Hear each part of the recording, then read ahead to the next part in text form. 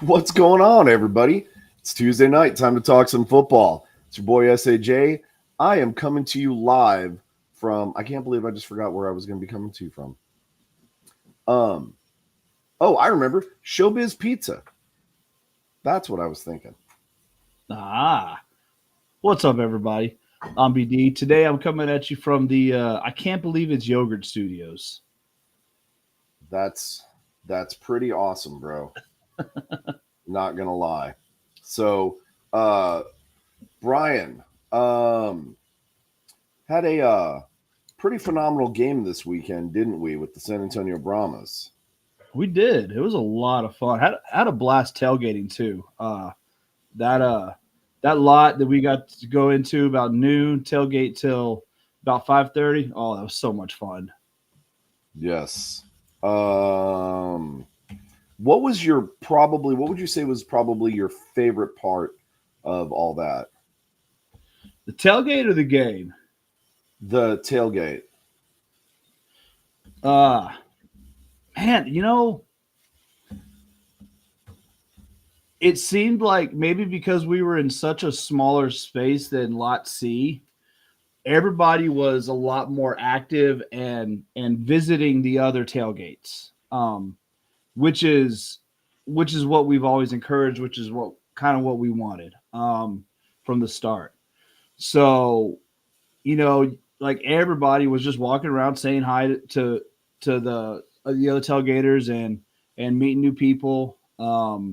And just as more cars came in, more groups started showing up, and those started making the round. So it was a great feeling of community and just family in that lot. Yeah, it was good stuff, man. Not gonna lie.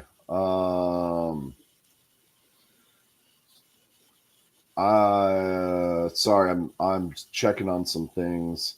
We're definitely streaming to Facebook now, but for some reason I did not get the alert that we're live. We're on Facebook because I shared it already. Oh, there it is. I don't know why it didn't actually show it on my end.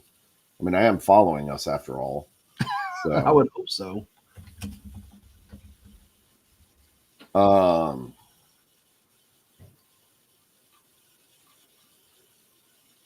oops. Um, yeah, crazy stuff going on here all the time, right?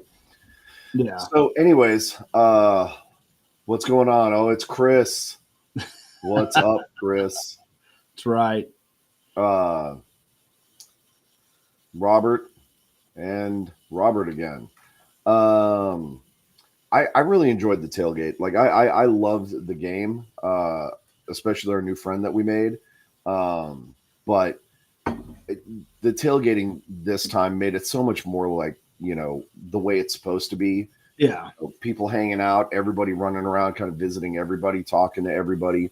Like that's what it's supposed to be about. And so I absolutely love this week, and I'm going to feel really bad when we come back home after this road trip, and then we got to do 2 hours in the dome. You know what I mean? So I don't know. You know, I hope either the dome kind of comes to its senses and realizes that 2 hours before door open is not a tailgate, or maybe next year this lot could kind of become a permanent tailgate spot. Yeah. One or the other. No, Um, I agree. I agree. yeah, 2 hours. You can't tailgate. You can't have community like what we need, what we want, what we're trying to go for in just that short little span. Because everybody's trying to rush, everybody's trying to get their food set up and eat. And by the time that's done, you don't have time to walk around and say hi to everybody else. Right. So it's feel like we're all our own little cliques in the area, which is completely defeats the purpose of tailgating. Exactly. So I think uh, the tailgate last game seemed super rushed. Probably He's means the talking Brahma. about the previous game. Yeah. Maybe. I'm assuming that he's talking about the previous game, and he's Yeah. right. It did seem rushed. But if you guys love the tailgating experience that we had, right, make sure that you keep pushing and keep staying in contact with Warren and us. and Horns Forward podcast and Smoking Guns podcast and everybody. Like, let everybody know, like, that's where you want to be this next season. And we can make it happen. We met the business owner or the property owner rather of that parking lot, and he said he doesn't have any plans for that parking lot in anywhere in the near future. Yeah. We can use it, right? And we can actually tailgate the way you're supposed to at a ball game. Okay. So just be ready for that. But again, just kind of keep your eyes on that information and make sure that you're pressing for things. Brian, how did we do on our pick'ems this week? You were 4-0. I was 3-1. The only one I missed was DC, Birmingham. And I mean, it was close, really. DC should have won that.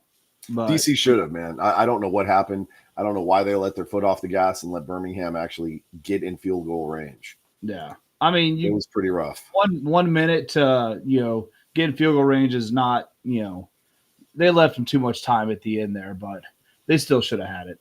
Entirely too much time. So I should have been 4-0. Yeah. Obviously the Battle Chickens won against the Showboats, but I mean, who didn't really see that one coming, right? Yeah. And so now, if I remember correctly, the Showboats are 0-4. No, they are They're 1-3. Okay. Then of course you I'm have. trying to remember who Memphis beat the first week. I don't know. I don't remember them beating anybody. They did. Oh shoot! I think it was Houston. They beat Houston the first week. Oh, okay. Yeah. So yeah, St. Louis did win that game, and I would say they kind of won it in decided fashion, right? It was not. I mean, it wasn't even really necessarily a close game, and I want to bag on them, but I kind of can't, right? Like they took care of business. So congrats to the Battle Chickens, right? We'll deal with you guys in a little bit. Birmingham obviously won. That was a bit of a nail biter. That should have been a much more decided game. I think Birmingham should have put DC away. I mean, DC is a good team, but they, Memphis or Birmingham. Everybody's talking about how they are the defending champions, the two-time defending champions, in fact, and playing a game that close against DC. I don't know. So, oh yeah, Robert, you know what? It's in my garage. I'll let you have it if you want. you need to put it up behind you where the poster is. So, what's up, Tim? Hey. That's one of the banditos that's actually going to be hanging out with, where we're going to be hanging out with. Yep, He's going to be hanging out with us. Yeah, because I mean that's actually their home stadium, even though we've won in it and our name is on the deed. We'll be hanging out with them. It's ours. It's ours. We're coming home. Yeah, at least we're just letting them rent it when we're not there. At least until this Sunday or Saturday rather, and then we'll see what happens. But it should be a heck of a game, man. It should be a heck of a game. I mean, it shouldn't be a heck of a game. It should be a blowout. But, it should be, but we'll see what happens, man. It is, you know what? Defeated teams are scary. Doesn't matter, that they got nothing to lose, so especially they want to play spoiler alert. They want to, beat the I-35 rivalry. They got nothing to lose. So really it's these games that worry me. Like it's one that we should win decidedly, but anything can happen. Right. Well, I'm not going to post that comment. Okay. So we'll see. What happens. Phil, I don't know what to say about that amazing Michigan defense other than it's non-existent. They were a good defense before last week. Yeah. And to be fair, they only gave up 3 points in the second half. So that is true. I mean, you they know definitely they made well, they made some adjustments, and we kind of took our foot off the gas a little bit, which mhm, is a stupid thing to do. But you know, I mean, you held I was looking at it, the second score, second highest scoring offense to 3 points in the second half. So good on them. yeah. Um, I will say that I was very impressed with Mr. Dormandy. 23, 37, 269, one touchdown, one pick. Um, and Chris is right. I actually, it's on FS1 right now, right? But you can always rewind it or you can record it, TiVo it, whatever you need to do. Like, don't stay watching us because we're a lot more amusing than a repeat of a game. I hope. But uh, so Quentin Dormady did actually, pretty good, which was expected, right? There was that whole, question about whether he should have been QB1 or not. And I think it came down to a matter of, just a coaching decision on who is going to be the absolute best overall. And not that Quentin didn't have it, but you've got to, when you're playing the game, you got to play to win. And so I think that's kind of what helped influence Ward or Wade's decision to go with what's his name. Yeah, who knows? I mean, who knows what he saw? That's all. That's all coaching decisions. We'll probably never hear about. But skill level, you just look at them, and they're both comparable. You're talking 1A 1B here. Yeah. So Oh yeah. yeah, Yeah. No, it was pretty solid. What really surprised me though, Brian, and credit to our defense and how great that they did, right? I don't know much about Perry, right? He's one of the quarterbacks for Michigan. What really surprised me is that first and foremost, Etling was QB2 for the Panthers, and then he didn't do much better, right? no, Now, this cat does have a lot of NFL experience. He's bounced around with several teams, wasn't he? and You say he was y'all's backup for a while, wasn't he? yeah, and he was our backup twice, in fact. But the problem is he couldn't really get past kind of the practice squad. But when he was on the practice squad, I mean, he looked pretty decent, but he got bounced pretty quick. Um, and so it's kind of amazing what a I guess a jaded perspective, if you will make you remember. And so going back and looking at his stats, he really wasn't as good as what I thought he was. Right? He's he's going to be a at best middle of the pack UFL quarterback. I mean that's going to kind of be where he is um, for right now. Let's just be honest. For right now, he was good enough to beat out at least 8 other quarterbacks for a second string position. Um, Maybe this opportunity will help him sharpen his skills and maybe make a run at that QB1 spot, or heck, maybe even try and get back in the NFL. He's not that old that he can't play the NFL game anymore. But overall, yeah, I mean, uh, yeah, he served 2 different tours with Green Bay, but he wasn't there longer than like maybe a month and a half each time. He got booted both times. Uh, I'll tell you what seemed to kill us, and it was their running game. And really looking at the stats, it was Perry. I mean, four attempts for 50 yards from a quarterback, and that was kind of because of him. Our defense just locking down the receivers, but I mean, I think we were yelling in the game, God, man, contain that quarterback, because it was kind of ridiculous how many times he would break one and just run for a first down, you know. Yep, there were a lot of quarterback keepers that I was really surprised on, but when your offensive line is able to kind of contain that crashing defense and pull them to the sides, that creates that opening. As long as that offensive line can create that gap, that quarterback has an option. And I mean, our secondaries were all over everybody. I mean, like I said, I was just watching the start of the third quarter a couple of minutes ago, and our secondaries were breaking up passes left and right. So I mean, we know we had the pass game covered. We just got to make sure we keep an eye on the run game, and I think that's one of the things that we kind of struggle with a little bit with St. Louis is making sure that we contained old AJ. Yep. So, but overall, it was a great game. It was a great bounce back win. I'm sorry that we messed up their Michigan Panthers party. All two of the fans that we saw. But again, right? Somebody's got to win that game, and it's better us than them. So, hats off to Michigan for showing up and trying. But we got the win, and we're walking away with it, and we're going to enjoy it, right? And now our focus is going to be up towards Arlington because that is going to be another game that I don't want to say it's a do or die game, but we definitely want to win that one because, like you said, BD, those teams that are 0-4, 1-3, things like that, those are the dangerous teams you got to watch out for. If absolutely nothing else, they're playing for pride, they're playing for spoiler. Those are the ones that are going to be pulling some tricky stuff, and you got to watch out for it. So,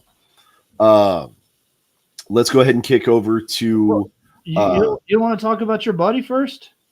Oh, you want to talk about our friend that we made? Yeah. Well, the friend that you made, Brian. Oh no, that was all you. You started. All I did was wave at him. All I did was you wave started the friendship with him. I just kind of interjected a couple comments in there. I did nothing. I did nothing wrong, other than mentiroso. When they were in the defensive huddle, I did maybe. You may have. I might have possibly said, "Tell him to give up, coach. It's over." Yeah. At the top of my lungs. I might have said that. You may have said that. And then what was the response? I believe it's something we can't really say on air. It sounds like ruck foo. Yeah, something like that. Yeah, so it was some bad words, and Blue wasn't there to tell him to cut it out. Mm-hmm. So he was safe. And then he did invite us out to a parking lot, though. He did. For a private signature autograph session. That I thought was really nice. Very nice. Very, very welcome. Very, very nice. And it was right after I welcomed him to San Antonio. Yes. So he's like, "Hey, why don't you come hang out with us in the parking lot afterwards?" Very true. So it could potentially have been you that escalated the friendship to new level. Well, once he kind of snapped off in that defensive huddle, we kind of knew we had him, so we were a little merciless on him the rest of the game. So yeah, I think in all fairness, he wasn't the only one. He's just the only one that bit. Yeah, exactly. So because I'm pretty sure that I said something to both their quarterbacks too. Oh yeah. I might have. Good times. Yep, Brian. Let's talk about that. Let's talk about that Roughnecks Renegades game. You know what was really good about that game? Yes, baby. Is I was able to get a really, really good nap during it. I was still kind of tired from our game, just kind of, just worn out. And man, it was just the perfect little white noise that I was just able to doze off to. I don't understand how you guys were tired from, watching our game. Like, we went all out. We slept I slept that night, and I slept well. I woke up the next day, and I was a little bit sore, but I was ready to go. So I don't understand. And I'm older than you are, man. Yeah, but it was just that relaxing white noise. So, like I said, I was able to fall asleep easily to it. Strum it, but don't take it down. Sorry. My co-host is a little bit more talkative than usual tonight. It was kind of rough. I'm not gonna lie. Arlington, I gotta ask. It's kind of what you would expect from 2 0-4 teams, really. I mean, I've got to ask though, Arlington, what's going on with your guy, man? First of all, I want to talk about which guy? Because there's a couple of them that as the announcers kept calling him, Louis Perez. Okay, what was up with that, dude? Like, seriously, the guy's name is Luis Perez. It's not that hard. I mean, I understand, for somebody who maybe didn't grow up in, fairly large Hispanic community. You're probably not going to know how to accentuate the name correctly, but everybody knows it's Luis. Just the first name alone, it's Luis. Yeah. That does not look like Louis. That does not look like Lois or anything, right? Uh, it's absolutely unimaginable how they could have butchered that name, and they still did. Okay, um, but I mean, he's not the Luis Perez from last year. Like, what? I really would love to know what's going on. I mean, I understand. Well, as Tim says here, he is leading the league in yards and yardage. You know, so it's probably not all on him. I think No. their defense is struggling mightily, Mhm. and there's only so much one guy can do. So Yeah. Um, Luis Perez went 15 to 28, 144 yards total, one touchdown, one interception, right? And Tim's right. I mean, I didn't see any deep shots. I just saw, short routes, but I saw like right here, no shots. Okay. But what I also noticed is receivers are having a hard time catching the ball. Now, most of them are not necessarily on the quarterback, but I did see a couple that were at the shoulder or kind of behind the receiver. When you're on the run, you can't. I mean, it's hard to make that kind of adjustment, right? Especially when you're trying to keep a defender off the ball.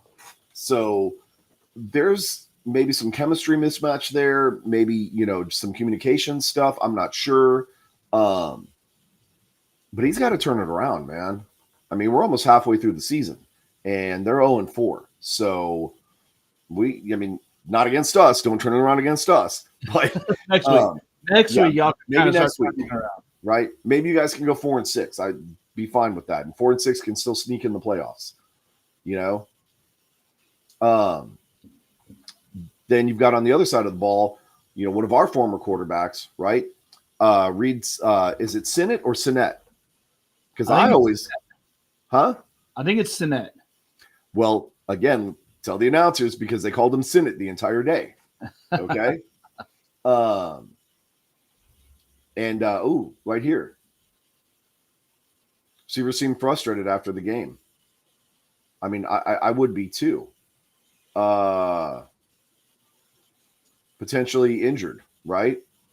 I mean, he could. I mean, it could have been something that happened early in the game. Who knows? I mean, the quarterbacks stay pretty tight-lipped. We didn't know our quarterback, injured his throwing side wrist until after the game, right? And even then, it was like it wasn't necessarily leaked, but it wasn't really made public. It was made public by one of the staff. So kind of weird. Quarterbacks are staying real tight-lipped about their injuries this year. Okay. But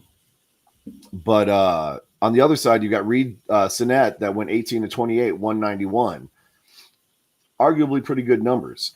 He was also backed up by a decent running game, not maybe the best. And I wonder if maybe they haven't put up a little bit more. Maybe Arlington's whole line was a little bit stouter than what they were expecting. But I mean, the receivers were definitely all over the place, right? Most guys were pretty much on track with their targeting, right? Justin Hall and Kiki Chisholm, I'm sorry. I put an E in there. Go figure. But they were 4 or 6 targets each, right? So Sinnett's getting the ball where it needs to be. Receivers are definitely grabbing it. Right here, Tim said that Scott Jr. only rushes the ball. Yeah, I mean, he had one throw, one completion, 21 yards. I mean, not bad. Well, that's good. Yeah. That's one good pass play, but then he was 2 for 5 on running. So really, I mean, Arlington 40 yards running. That's not that just sucks. Yeah, that's not too super good at all. But so yeah, there's still some struggles there. I say that looking back, we had 40 yards rushing as well. So Yeah, I mean, go figure. Which that does concern me a little bit. I'm not does. gonna lie, It does. right? Because we've got decent backs, right? So that makes me a little concerned. I mean, was Michigan's front line that good, or are we starting to see some problems with our offensive line? I'd like to think that that's not the case because, I mean, we watched our offensive line and we watched all kinds of stuff get not called and, both sides of the ball. We saw our guys getting away with some stuff. We saw Michigan getting away with some stuff. It was not a pretty called game. Okay. But either way, Houston did pull off the win 17-9. So they are now 1-3. Arlington is 0-4. And Houston's going to be looking to try and turn their season around, while I'm pretty sure Arlington is looking to mess people's seasons up this year. Pretty much. So, that's what their goal is now. Yeah. So we need to be very, very careful. We need to be very, very careful this next week. Going into this week, we've got Brahmas versus Renegades, right?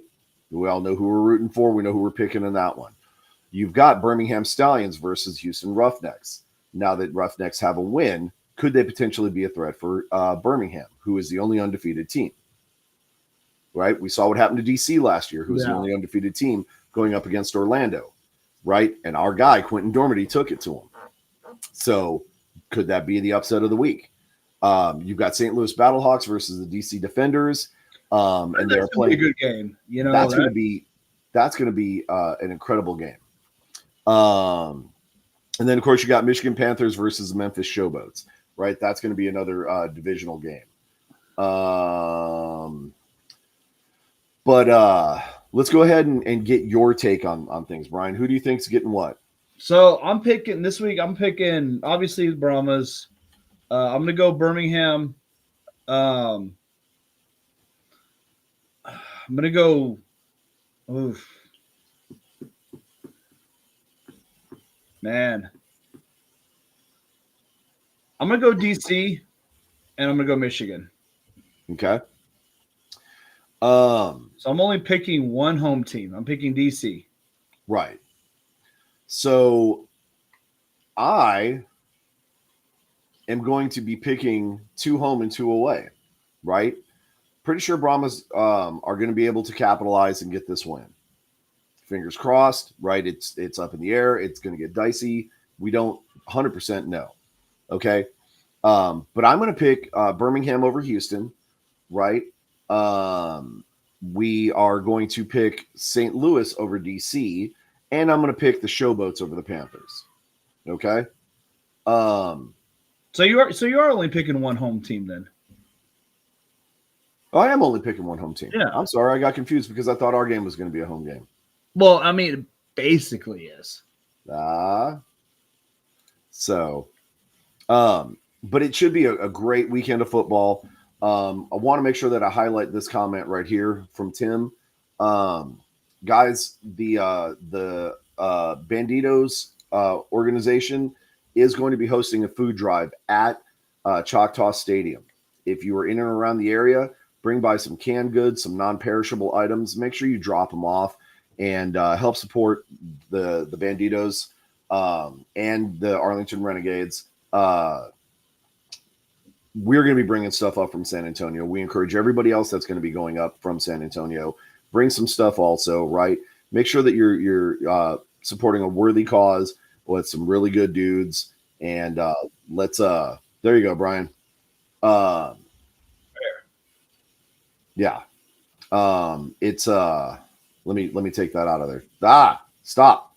But bring it by. Yeah, so they're gonna be at Lucky for 3 games, the 27th, the 11th, May 11th, and May 25th. Yes. So either one of those 3 games. Yeah.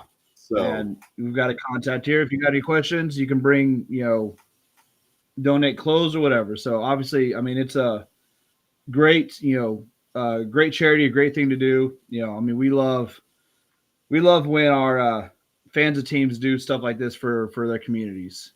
That's what this is about. So yes, and as you know, we're real big on making sure that we're doing stuff to support the community, not just here in San Antonio, but everywhere. And we encourage everybody, such as the Banditos doing their thing, Rig Rocker and Predator Couple, which by the way I saw him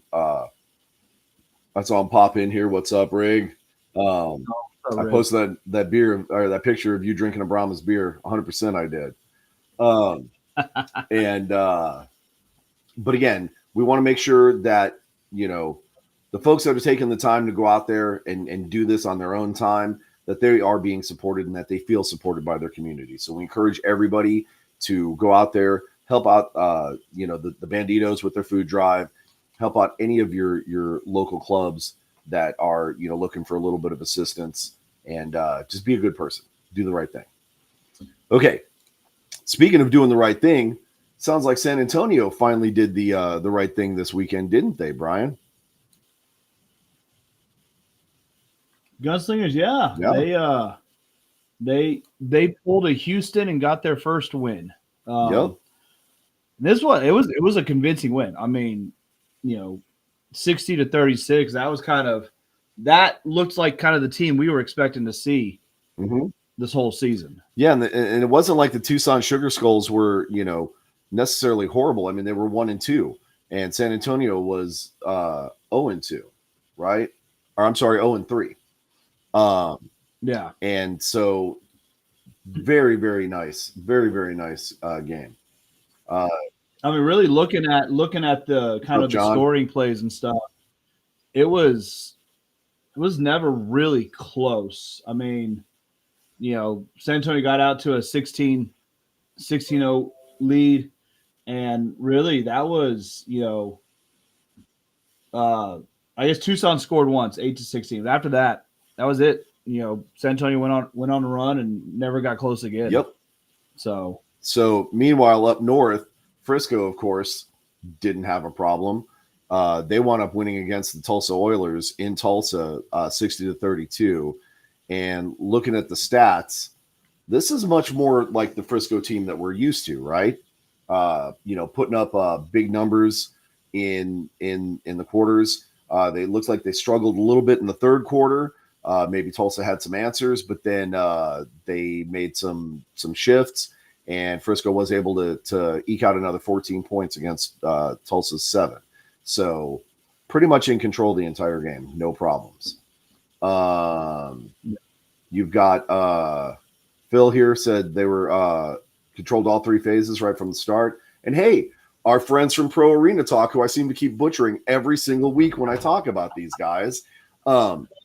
Guys, I'm sorry he can't remember your name. I mean, we even have I don't guys. We even have a chat with this group, and I can't remember their stupid name. Sometimes you have the dumb. It's all right. We all do all sometimes. the time. Okay, that's why I do a show on Facebook and X and wherever else you want to catch us at, and not on like real TV because of the dumb, right? So, yeah. But anyways, incredible game. By both San Antonio and Frisco. Frisco did really good. They're starting to look more like the Frisco we remember from last year. Which is a little unfortunate considering, the matchup this week. Yes. Yeah, this is going to be a tough one. So San Antonio is actually going to be playing Frisco in Frisco on Friday night. Now, we are not going to be going up because we're saving our energy to go up on Saturday so we can have a bunch of fun. But I guarantee you we will be watching it. And there will be a lot of San Antonio people at that game, though. A lot of people are going for the doubleheader. Oh yeah, Gunslingers Friday and Brahmas Saturday. Yeah. So we may potentially see another 2-0 weekend for San Antonio teams. It could happen. And with the weapons that the Gunslingers have, there should be no reason why they're not considered a threat. So Frisco, don't take the Gunslingers lightly. It's going to be a dogfight. Yeah. So be ready for it. Tim, if you have not been to an arena game and you've got some time, especially this weekend, go to this game, right? Arena is a different game. Right here, Philip called it himself, right? Gunslingers have been through some serious adversity. they have an opportunity. They have a chance. They could pull this off. Absolutely, absolutely. But yeah, And they haven't. Gunslingers haven't played terrible. I think they played kind of crappy last week, but other than that, I mean, they were really in their games. I mean, obviously it was the one that was like the 2-point game until that fluke, fumble touchdown. yeah, Really, I mean, they've fought in all their games, so like they're not indicative of the 0-3 record they had going into this past weekend. So, but again, for anybody who may be in the Frisco area, go check this game out. Right, arena ball is a different game. It's similar to professional style football, but there's a lot of different nuances, and it makes it a really fun game to watch, especially if you like high-powered offenses and high-scoring games. Arena's the way to go. Right here. Yeah. Right. Yep, that's instant classic. I'm hoping that this game makes the Pro Arena Talk game of the week, right? But that's also because we're biased and we're Texans and we want everything to be about Texans. So a little bit. Other than that, I mean, your Quad City Steamwheelers have won another game, but not even your team. And of course, my not Green Bay Blizzard won a game finally. But that's fine. Other than that, I mean, there's going to be some pretty good games going on next week as well. Just regular, arena. Some of them are going to conflict with our game in Arlington, so we'll probably have to watch those on replay. But yeah, some really great football. Now, let's kick over to the AFL.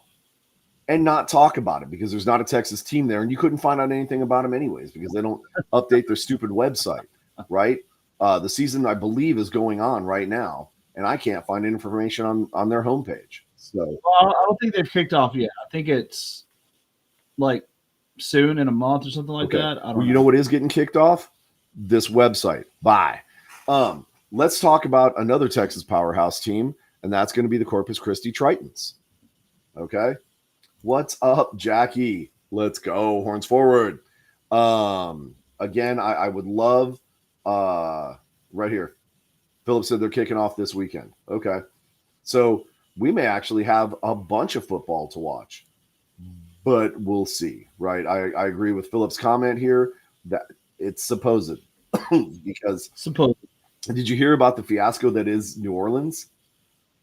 Oh, yeah. Yeah, it was ridiculous. Yes. So right here, it's going to be reverse, but West Texas is going to be hosting Georgia Force this weekend. We'll see if that happens. Okay. But you know what? While I'm thinking about that, let me make sure, because I guess there might be a West Texas team. And if that's the case, yeah, it was. The Desert Hawks. Yeah, crap. Now we are going to have to follow the AFL. Yeah. Okay. Well, whatever. Fine. It's fine. Everything's fine. You know what else is fine? That 76-6 win against FAR, which I don't even know what league FAR is in, but they definitely are out of there. That's a high school team, isn't it? Huh? Isn't FAR just a high school team? I mean, I think they drove too far to get smoked like that, but they certainly did. 76-6 is ridiculous. Right here. Yeah. Here we go. Go Tritons. Hey, what league are the Tritons in, Jason? The Tritons are in the AIF. Good, you got it right. I had the website open. So there you go. And our friends, man, you got AIF right, and you got Pro Arena Talk right. So and our friends, good for you. Our friends over at Pro Football, or I'm sorry, Pro Arena Talk. See, I just messed it up right there, and it's in front of me.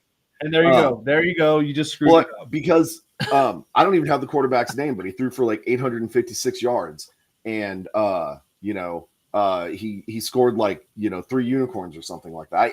It drives me crazy. Why does the AIF not put box scores there? Right? Why not give a game summary? I don't understand, and that's their homepage. I mean, but do you really need a game summary of a 76-6 game? I mean, it was a lot to a little, but I would like to know like yardage and completion ratios. Just put on the Tritons kick their ass. That's all you need to put. That's that's it. pretty much exactly what happened. So the Tritons' next game is going to be against the Dallas Cowboys, in which they should win. Um, I said it. No, their next game is going to be Saturday, April 27th, so it'll be this weekend as well. Looks like it's going to be 7 p.m. But this one's going to be against the Amarillo in Amarillo. Yep. They've already played them once, if I remember correctly, and stomped the heck out of them. So it should be another win for them, and they're potentially just going to have an incredible season. But I'm just happy as can be for the people of Corpus Christi, and like having a powerhouse team like this, right? I mean, it's not. Look, I'm looking at the standings. So there's only one team, the Columbus Lions. They're both 3-0, and Columbus has scored 195 points. Corpus has scored 134 points. Now that is a little skewed because Corpus's first win was a 2-0 victory, whatever, when the Mississippi team forfeited. So it's skewed a little bit, but really there's only one team that's competition for Corpus. Yeah. So it was a very, very it's lopsided stats, right? I think Corpus is much better than what the ratings are showing. Had they actually played that game, they probably would have had another 60, 70 point game. And then things would be a little bit more equal, right? Okay. So that pretty much covers indoor. Brian, we've got the NFL draft coming up in 2 days. We do. Okay. I know we talked about this a little bit. Right here. Philip, I'm glad you've been talking to them and sharing, right? Because they definitely, right, they need that support. And Coach Chavez down there is doing amazing. So I really think, right, that the community needs to come out and support that game. I've not been able to actually catch one. So I don't know what the crowds and everything look like.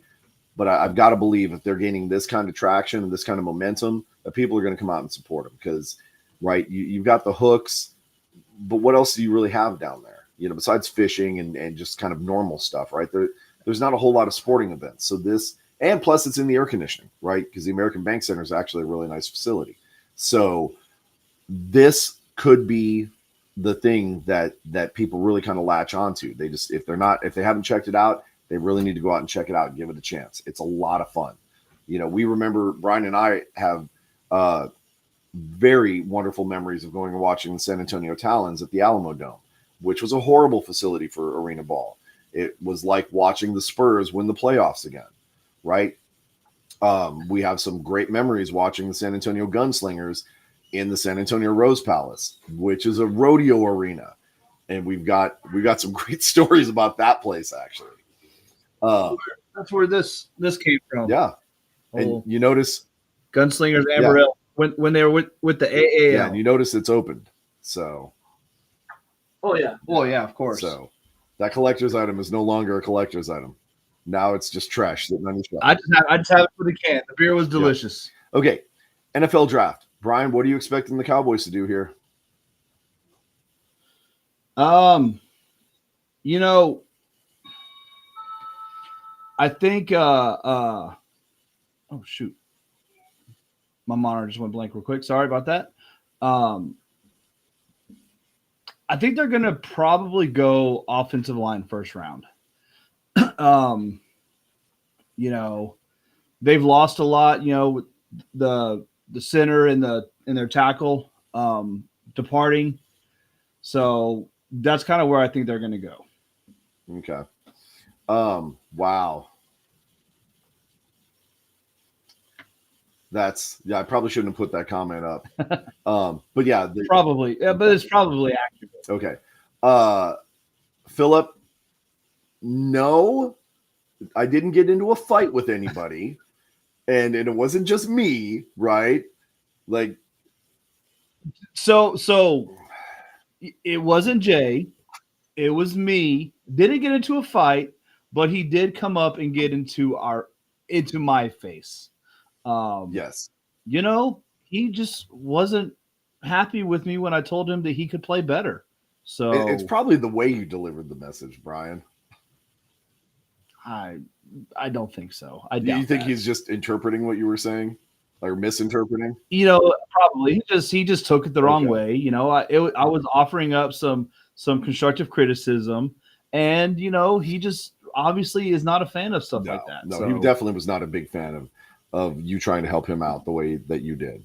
no, not at all. Now I will say that I did have a little bit of an altercation with that guy as well after he accused me of saying something that was just blatantly wrong. It was just false. Um, but then later on in the game, he did proceed to try and climb the rails and go after a fan on the other side of where we were at. Yeah, another fan, Yeah, not us. That was another yeah. fan. So So he was yeah, subsequently rejected, or rejected. He was subsequently ejected from the game. But Brian and I did force the teams to go sit down in the same end zone. That we will take credit for. 100. that yes, absolutely.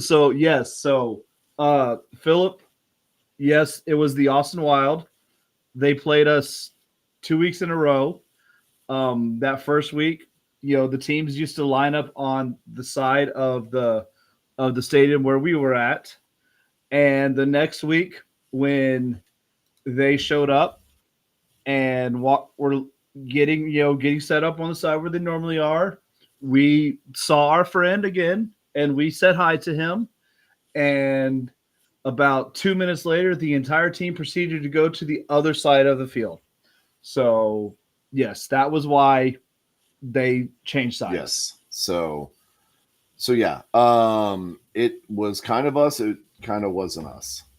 So it was us. It was us. Um, but yeah, it was the Austin Wild. Now, let's go to Back to the let's go to draft. Mike's comment real quick, right? Oh, With the amount of indoor teams being shut out, some of the teams using less than standard field size, very low rafters, does that hurt the image? Does it deter the fans? Um, I'm going to be honest.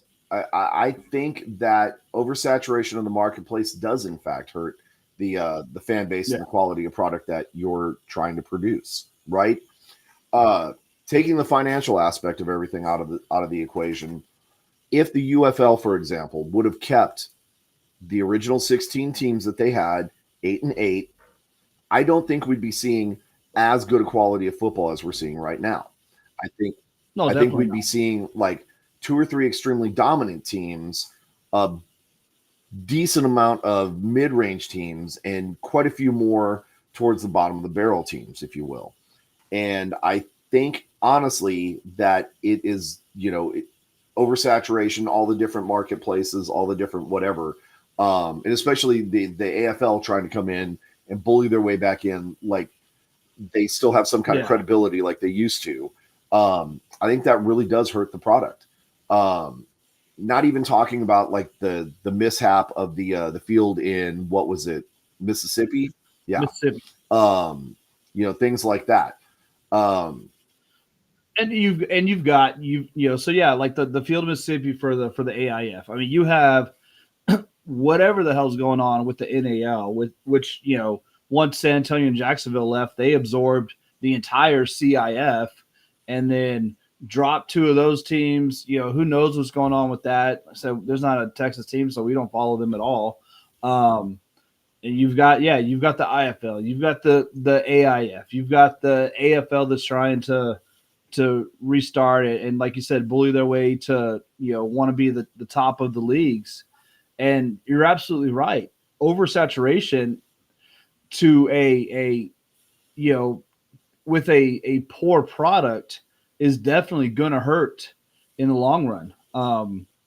You know, Now eventually the market will correct itself, and these teams that are not paying players, not paying their leases, they're going to get booted from these leagues. Um, and hopefully, down the line, the teams that are actually solid can all get together and put together a good league, whatever that looks like. right. So Um, So I think overall we pretty much covered that. I do think that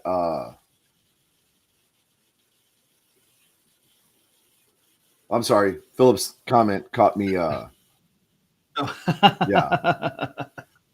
Yeah. uh, yeah. That I mean, we were there. We are definitely were there. We uh, yelled a lot of fun, encouraging things. Maybe not encouraging, but we definitely did yell. But yeah, we were definitely there. Um, and then Brian posted. I'm going to put this up. I can't get to the link. Um, but he said that the Brahmas released one of their cornerbacks. Um, Hmm. I don't remember seeing anything about that. I am trying to find information on it. Um, but going back to Philip's comment, we do need a solid A tier, and then a set of I would say maybe like two or three B tier indoors. Um, and I would say right now, I mean, the way things are leaning, that the IFL is that A league. And then It definitely is. I definitely don't think, I mean, the AIF is probably more like one of your B leagues because you've got, one or two teams that are completely dominating everybody. And yeah. I would like to think that the AFL, the way they're placed around the country and everything, could potentially be one of those B league teams. Maybe even make a run at the A. But just the way that they just rush product to market, I mean, we've seen what happens when you do that. We saw that with the San Antonio Commanders and the AAF, uh, and it doesn't do good, right? So, anyways, that's what's going on. So, So, back to Brian's comment. So, Brahma's released Tees Tabor. Um, Played in 3 games, had 14 tackles, 14 solo tackles, and one pass breakup. Um, so I don't know if he got hurt or I don't know what's going on with that. If because maybe he didn't play in this game or something, but he was definitely up there on the team with tackles and stuff. So I'm not sure what happened with that. yeah. Um, yeah, and he's not even, I mean, he wasn't even in the top 10. I'm trying to see if I can find him uh, in any of the stats. Um, I'm not really even seeing him. So yeah, chances are, I mean, it could be He was going to burn him and then probably drop the ball. true. Um, so Mike, suggestions for the Friday Night Lights tour. Um, I would definitely say, maybe check out Amarillo. When is Amarillo? Uh, when are they playing? Well, no, you probably don't want to check that one out, honestly, because that's gonna be kind of a bloodbath. Um, Well, it looks like he said he's coming to Texas for the Friday Night Lights. So I'm assuming he's coming for high school football. well, he's saying it's Friday Night Lights tour, looking for the Texas towns. I'm assuming, right? Mike, you'll have to clarify what you mean by that. But if he's going to any of these typical, like Amarillo, whatever, um, and not coming here during high school football, then you're probably going to want to stay away from Amarillo. Um, but there are some. I mean, if you're coming for some high school games, definitely, powerhouses up in Dallas. Austin's always got, some dominant teams. And, we've got our team down here is San Antonio area Steel. So, those are the dominant teams that you kind of want to check out. Yeah. Sorry, I was reading a comment on X and it makes absolutely no sense. I don't even know if it was in English. But it was against our friends in the Brahma bullpen. So I don't know what's going on with that. Yeah, 100%. All right. NFL draft. Back to the NFL draft. Well, and Tim is right. There's a lot, right? There's always, those struggles, right? Uh, I'm only going to agree with half of what Philip said here. Okay. Judson is not the team that they used to be. They're not the powerhouse. They've had a lot of struggles, especially with their athletic coordinator and head coach. They're not the Judson that they used to be. They're not drawing the crowds that they used to be, but they still do draw some of the faithful, right? So, considering how big Rutledge is, they're probably packing it about half full, which is pretty amazing for a team in San Antonio on a Friday night when there's teams all over the place and nobody seems to care. So that would be one probably worth going and checking out. Now, back to the NFL draft. Dallas, you think is going to draw on offensive line? I think they're going to pick an offensive line. Green Bay, y'all are picking right after Dallas. So what are you doing with your pick? Man, we've got some really key positions that we need. But I know offensive line is one of the most glaring ones that we've got a problem with.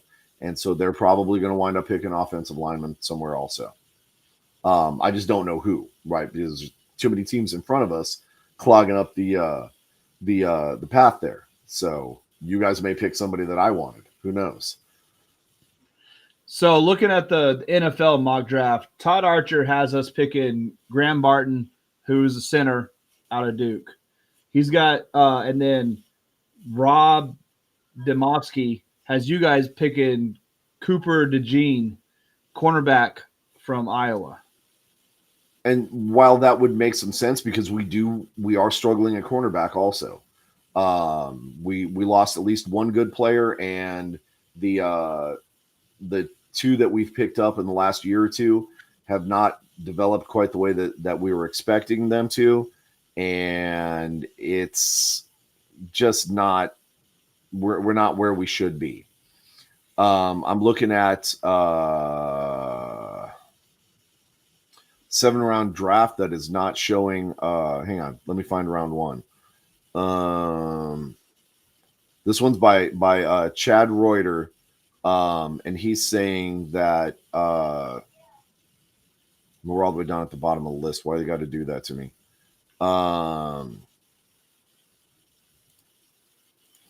They're projecting that we are going to trade our first round pick with San Francisco 49ers so San Francisco can get Kool-Aid McKinstry.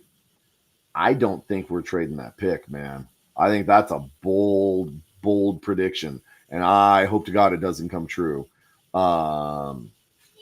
because we don't need to be losing any draft positions to. But if you can get maybe an extra second round pick and fourth or fifth or something like that, we better get second and third for a first rounder. It may be worth it just to kind of Well, I would assume that y'all would get because.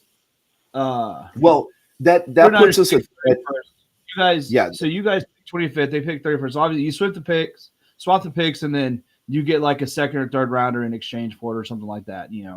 Yeah, they're saying we're potentially going after this offensive tackle, Roger Rosengarten, and kid's got a glorious mullet. I'll say that. Oh, well, you got to pick him then. Yeah, but outside of that, I mean, he was a junior, right? I don't know that he's quite fully developed, So, yeah, brutal. Anyways, we're like so far off track, I don't even know what's going on. But we're talking about the draft, so it's not too bad. Yeah, I mean, it's not horrible. But definitely. Mike said he's going to the high school games. Yeah, that's what he was talking about. Okay. So yeah, there's some great stuff out there to do. West Texas, you definitely want to go to some of the games in North Texas. If you can make it down here to San Antonio, definitely check out Steele. Potentially Judson. Maybe Judson will turn it around this year. But yeah, there's so many places. It is a fun stadium to kind of go watch a game in, though. Yeah. So I mean, the team is not what it was, but I mean, there's a ton of history with Rutledge Stadium. So just for that, it's probably worth going to a game. Yeah, just to experience the legend that was uh, Judson football and all the different storied coaches and the whole 80s thing. And if I remember correctly, I think it was against DeSoto that they lost the playoff game to. And it literally was like watching college freshman team going up against a seasoned NFL veteran team. I mean, it was a slaughterhouse. They made a movie about it, and It was not good. So, but yeah, any of those legendary places, Now, fun stuff. We're going to be tailgating with the Arlington fans, the Banditos. I'm still not sure what parking lot we're even going to be in because we're parking in M, but the tailgate is going to be in E. So. Okay. Yeah, and that in and of itself is a whole fiasco too. I don't understand why Choctaw is charging $150 or whatever for tailgating, and MLB is letting you park there for like a nickel and a piece of bubble gum. Like it's ridiculous. So, we're gonna be.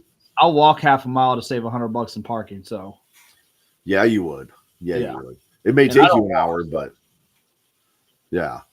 But yeah, so that's what's going on. There's obviously a lot of football going on this weekend. We want to make sure that we're supporting all the Texas teams. So if you get a chance, catch some Texas football this weekend. There's that incredible game, Gunslingers versus Frisco. Corpus, of course, is playing. If you happen to be down in the Corpus area this weekend, catch that Corpus game. Potentially, the AFL, right? We got the West Texas Warbirds that are going to be playing.